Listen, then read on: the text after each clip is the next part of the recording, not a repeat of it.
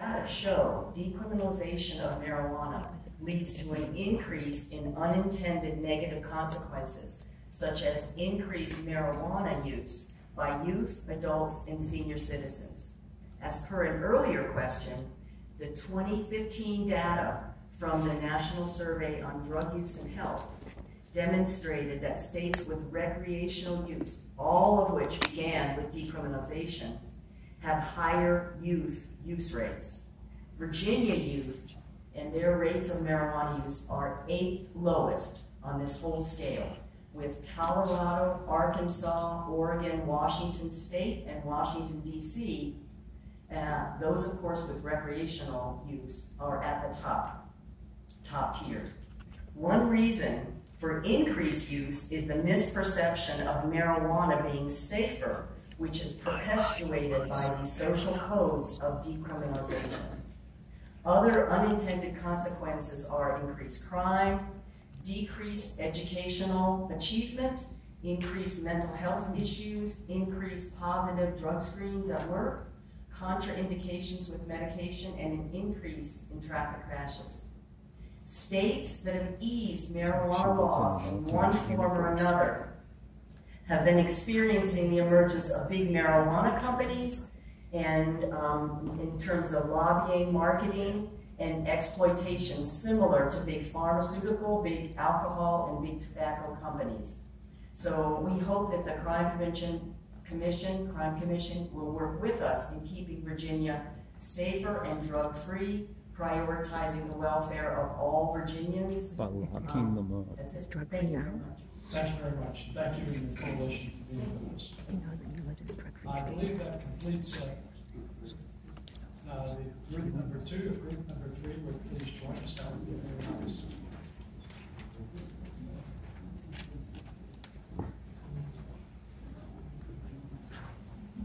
Maybe they get their studies from Fox. I'm just amazed that Virginia is a drug-free state. Good afternoon. Good What do they get afternoon. arrested for then? Well, thank you so much. I understand that this is a big for decriminalization. I am a 60-year-old resident of Virginia, one of the first and foremost female engineers up in Fairfax County. I had no criminal record until my 59th birthday last year. I just turned 60 October 20th. I want to read to you real quickly a letter that was written on my behalf because as I had to move out of my studio, I'm an artist now. I was going out to Oregon where the legalization of marijuana is. I am a woman who was struck by 2 trucks as a pedestrian in Fairfax in 1984. I was in the hospital for a little over a year. While I was in the hospital, the nurses and the doctors allowed me to be given marijuana by colleagues. As a sheltering arms recipient, I was allowed to smoke marijuana there back in the 80s and 90s as well. I don't understand Virginia at all, but this is it. Colleen Patton exemplifies all the best attributes of an authentic leader: compassion, commitment, loyalty. I'm sorry, I got a little brain injured. Loyalty and the ability to share her passion for what. Hold on one second. For what she loves with her community. Over the period of time from 2003 to 2016, she has worked tirelessly in the community through cleanups, home renovations, building repair and refurbishment, as well as worked to mentor children and use her landscaping passion to reach out and work with teens. Colleen is also an artist and has used her gift in seeing beauty in all things to turn what most would consider trash into interesting and amazing work of art. Of all aforementioned attributes, The one that strikes me the most compelling is the ability to engage and collaborate with people of various ages, age ranges, job types, abilities, and affinities. Personally, I entrusted Colleen with my 15-year-old son for one summer as they worked various projects in a community park that needed much tending and attention.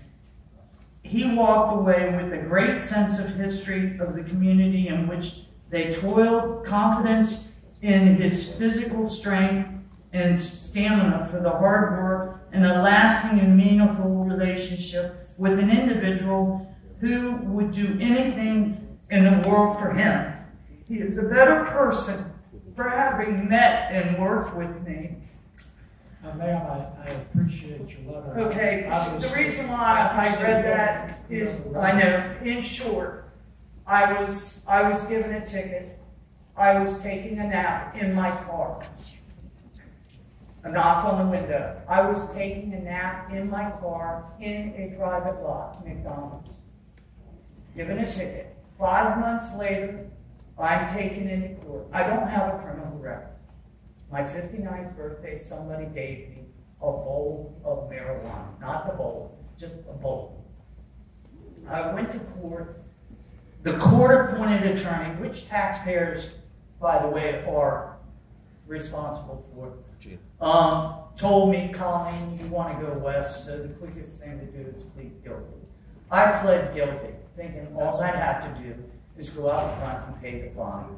No, they handcuffed me, bullied me back to the jail, 2.5 hours in a hard chair. Ma'am, I need you to wrap it up. Okay, but they treated me like a common criminal.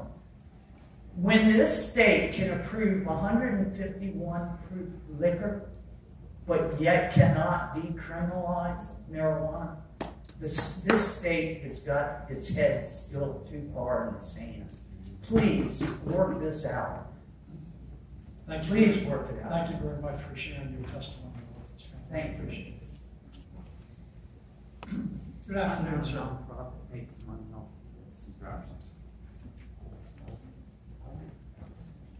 How y'all doing today? Great. Well, first of all, I can't believe I'm doing this. I have 2 children. One of them just graduated at BCU, and all of them is still in BCU. And I'm really worried about them being children and doing something that actually get them in trouble instead of slapping them on the hand. And the reason I'm here, 2 years ago, I hit a pregnant deer on my motorcycle, and they removed the 1/8 of my brain. When I was in the hospital, they came out, they gave me all different kinds of medicine. I went back to the doctor, I was losing weight, couldn't eat. And he told me, he says, trying to turn his head and open up his mouth and said, pretty much told me to start smoking marijuana. And I wasn't the first one, 2 of them did that to me. And I think it's really bad when a doctor tells you to smoke marijuana. And I won't do it because I've never been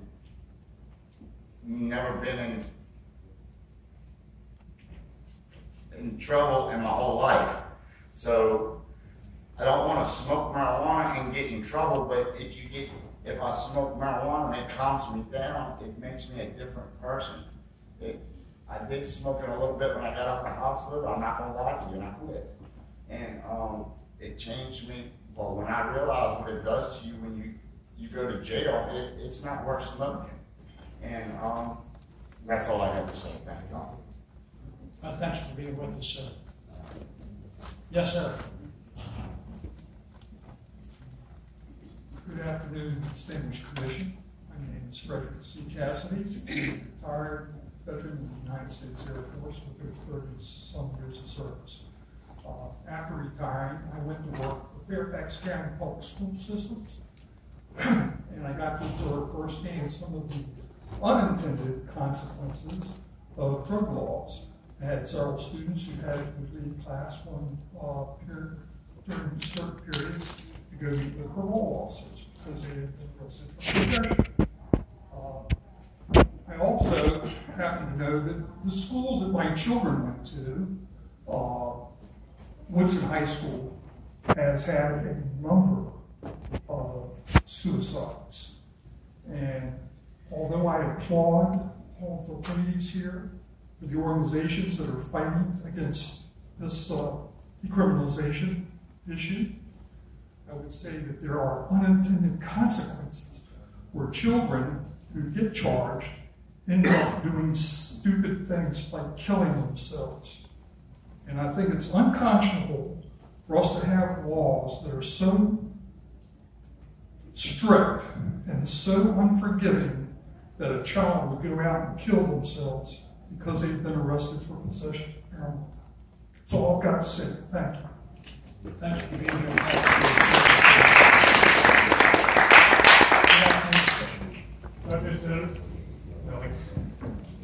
My name is John. I'm a local attorney here in the area. I really appreciate the work that's gone in here. Not much to say. I guess we're talking about the harms of cannabis, and I haven't heard anything about the harms of cannabis itself at all. It wasn't really ingested. I've heard about the collateral consequences. I've heard about that it may be difficult to detect when driving, but nothing wrong with the plant itself. I've heard about issues with decriminalization and how it may hamper law enforcement's ability to get into our private protected spaces, but I haven't once again heard anything about the plant itself and how it's going to impact the people that would ingest it, that would not have ingested it, but for the decriminalization. And I wonder if that's because the harms of the plant, the harm we are trying to protect, are already vastly outweighed by the cure we've tried to impose. And so, and that's what it does. With those reasons, to protect the people, to protect the children, which is that, to protect the constituencies, it's time to decriminalize and remove these awful things. Thank you. Thank you for being with us, sir. We appreciate it. Good afternoon, ma'am. Good afternoon. My name is Dana Lewis. I'm also a local attorney, and I primarily practice in the area of criminal law. I do mostly defense work, and I think that it's really easy for us to talk about crimes and laws and criminality without actually taking a moment to respect the gravity of what it is like to say that something is a crime, and the weight that we give that effect, what it does for a person who's therefore after declared a criminal, and all of the ripples that it creates in their life. We throw the word out, decriminalize or criminalize, and it's something we think about. If you're in the criminal justice system, you think about it, and it's just second nature. You don't actually realize it. These are people who are going to be labeled with a criminal label for the rest of their life. And I think we have to ask ourselves, are what we criminalizing, does it rise to that level to put that label on someone forever? And I think with the issue of marijuana, it just doesn't. And I think what that has created in our criminal justice system, for anyone who does any criminal defense work or prosecution, you have really disparate access to justice. So I can go to one county and have a prosecutor go, I never get jail time for marijuana possession. And I can go to another county and have the second time possession defendant get mandatory jail time for something. And that type of disparate treatment for the same act, that's not justice. And it's the government's job to make sure that we have access to justice. That's y'all's province. And I think the only way that we can really find justice in the issue of marijuana is to decriminalize it. Because otherwise, the opinions on it are so disparate. Some people think it's a really big problem, some people think it's not a problem at all. You're never going to have equal access with such a volatile issue. I also, try not to be redundant, I also take serious issue with the idea that we should maintain a substances criminality based on how it eases access to our private spaces by law enforcement. It's been repeated several times the idea that you should maintain that label on something simply because it makes it easier for law enforcement to criminalize other things that they might not have a constitutional avenue to get at is absolutely indefensible. So I would urge you to not give that argument very much weight, and I appreciate your time.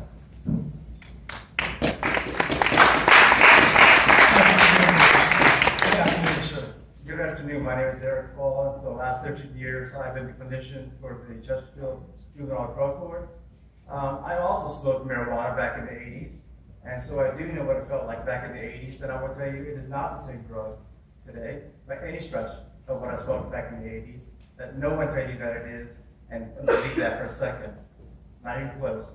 But let me tell you too, I also quit using it back in the 80s because my life went downhill, because it is a dangerous drug. It robs you of your motivation. And I also stopped using it because I was getting into legal trouble and I didn't want that to continue. I would love for a lot of laws to be decriminalized. So I can say I can do what I want. People are asking you, they're saying it's your fault that they have a criminal record because they broke the law. It's their job not to break the law, not your job to make it easy for them to break the law. There's a difference. Also, marijuana, I work with people who their lives are ruined, their parents' lives are ruined because of their marijuana use. I have never worked with somebody over the last 13 years who did not use marijuana. They may use other things too. Every one of them also use marijuana. It is not a safe drug. It's also psychologically addicting, which is part of why you have people who are in their 50s and 60s and 70s begging you to let them use it because they cannot give it up. This is not, if marijuana was a safe, no-harm drug, guess what? People wouldn't use it. They would stop. They would just drink. They would do something else. They wouldn't keep using it. The reason why they want you, the reason why they keep pushing you to make it legal and so on, is because it is addictive and they want to keep using it. Don't be fooled. You're not the enemy here. It's not what this is about. Thank you.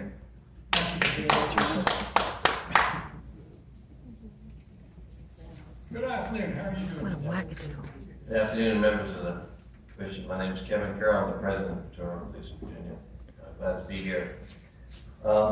So, my colleagues with the Community Coalition of Virginia have certainly made some very valid points as to why we should not change what we do in Virginia in relation to decriminalization of marijuana. I've heard different points that have been made today, different sides. For example, someone said, well, it's not harmful, people don't die from it. 2006, and I'm quoting from the 2017, October of 2017 Hyde report. In 2006, Colorado had 33 traffic fatalities related to marijuana. In 2016, they had 125. So there's a 20% increase. Now someone will say, well, 20% is not that much. Who wants to volunteer to be that 20% of people that get killed in a motor vehicle crash because they're operating a vehicle under the influence of marijuana? Who wants their child to be in that 20%, or their mother, father, sister, brother? I had a brother-in-law who started smoking marijuana. I was going to have him come, but he can't. He's dead. He died of heroin overdose. Started out smoking marijuana. If you talk with Sheriff Leonard's people that are in the Chesterfield County Jail, and you talk to them about how they started and how they ended up where they're at, or how they ended up under the influence of other drugs, they started out smoking marijuana. I'm not making this up. This is what they tell me. The position of the FOP has been and will remain to be that we do what the General Assembly tells us to do in relation to the law. The law is what it is. You guys read it. The governor signs it. We follow it. When Congress decides to change the national designation of marijuana, then we can really, I think, have a better discussion, because right now the 14th Amendment controls the Constitution and applies it to states, which means if the federal government says that marijuana is illegal, it's still illegal. Well, as law enforcement officers, I feel bad for the young kids, especially of color, who get in trouble for and get arrested for illegal possession of marijuana. When I was a kid, I had a choice. I could have smoked marijuana. I chose not to. Why? It was illegal. I didn't want to break the law. So people have a choice in life. They can choose to do things. We can choose to drink. We can choose to drink and drive. You can choose to break any one of the reams of laws that we have in common. This is the SOP is not changed. Thank you. Thank you. Good afternoon, sir. How are you? Hi, I'm John Johnson. I'm a U.S. Army veteran. I've been about 15 years. I'm also the head of an organization called U.S. Marijuana Party of Virginia, and I'm the father of 4 children. I said, let's look at the freedom of the families of Virginia on how they feel about marijuana. I don't want any fines or criminal penalties for person who uses possession, cultivation on one's own property within the Commonwealth of Virginia. Using, possession, or cultivating marijuana is scientifically known as cannabis indica or cannabis sativa injures no one, and should not be controlled by the government unless it's injuring the people of the Commonwealth of Virginia, it's been sold to someone, or being given to someone under 18 years of age. Studies have shown that rates of children using cannabis has gone down in Colorado, besides the price before me. In Washington State also since legalization. Dr. Noel Wolfro, Director of National Institute of Drug Abuse, has released a report in 2016, not just 2015, but 2016, showing that marijuana use is down across the United States right now. Studies have shown that marijuana is less addictive than coffee. Yes, it's addictive. I have used it before in the past, before I did the military myself. And I was able to stop it. My brother in the Marines, he was able to stop me back into the Army. He was able to stop it. Okay? The same type of marijuana that that's supposed to be highly addictive today, that's more powerful, I was able to stop it. Okay? It's less addictive than coffee. That's scientifically proven. If we are going to have a legalized so-called drug in Virginia, let's get rid of alcohol. Let's get rid of tobacco. They have killed hundreds of thousands of people inside the state alone, and millions across the span. Yet not one person has ever died from marijuana. Not one. The victimless criminalization of this human right should be ended immediately, and it's by which that the Virginia Constitution and state statute should protect the right of the local, state, and federal protect the people from the local, state, and federal authorities acting on behalf of the conservative governments. I would actually like to add that state police and state employees take an oath to the state constitution and the federal constitution, as far as I know. Thank you very much. Thank you for being with us, sir. We appreciate it. Good afternoon, ma'am. Good afternoon, Mr. Chairman and members of the Commission. I'm Elizabeth Owers. I'm a mother, citizen,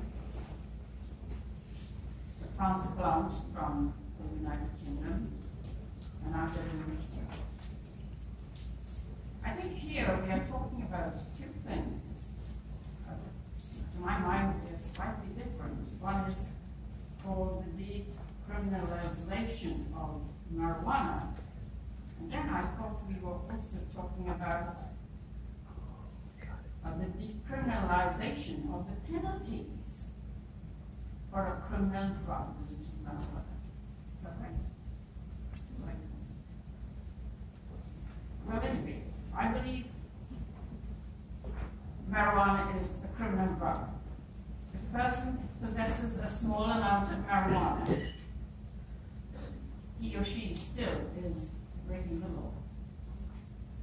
Now that small amount of marijuana would have been sold or given to that person by a dealer drug pusher. And we have heard very often that drug pushers are categorized as murderers. This will be a victory for such people. And do we want to be classified as those murderers? Oh my God. By decriminalization of narcotics. My two kids were in the 70s and 80s, and we lost them for about 2 years or more because they were involved in marijuana.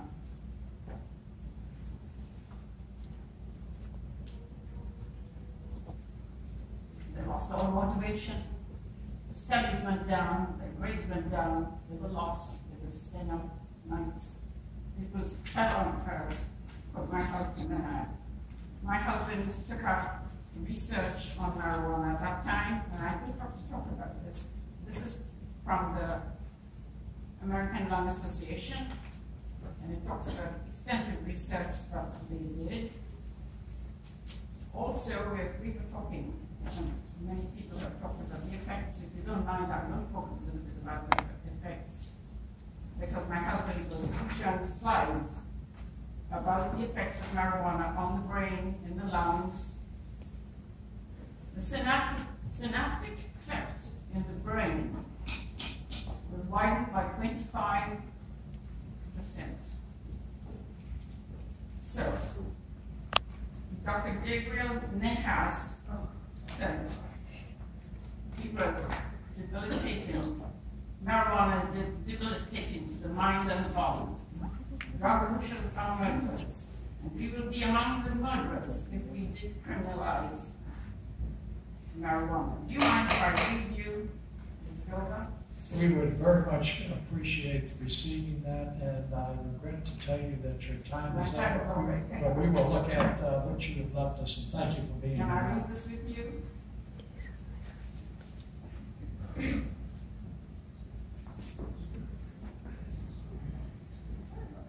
Thank you for being with us, Matt. Yes, sir. Come on.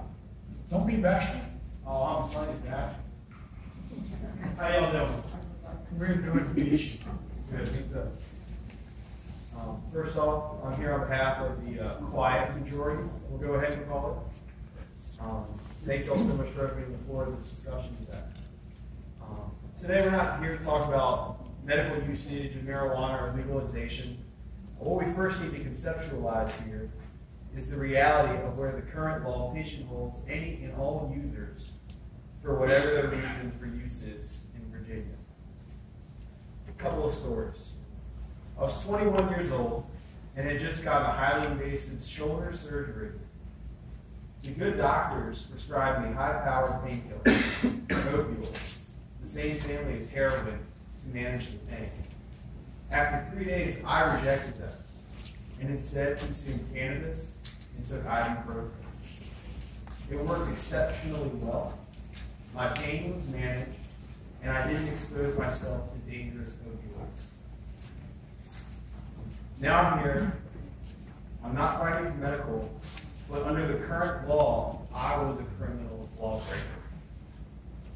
At the age of 25, a special person in my life and dear person to the community was diagnosed with ALS, or Lou Gehrig's disease. If you're not familiar with it, it's absolutely terrible if you've never witnessed it.